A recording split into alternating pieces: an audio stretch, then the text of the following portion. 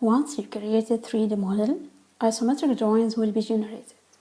AutoCAD Plan 3D is built tools to help you create ISO drawings, reports, including bill of materials, and Bible component file.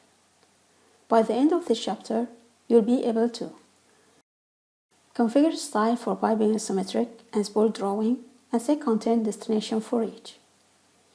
Control and specify how annotations, dimensions, sample scale can be displayed in your ISO drawings.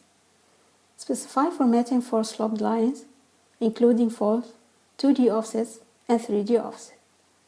Define dotted block for each isometric style. Create quick ISO using two methods. Create production ISO from line number or multiple, including bill of material, weld, and copies tables.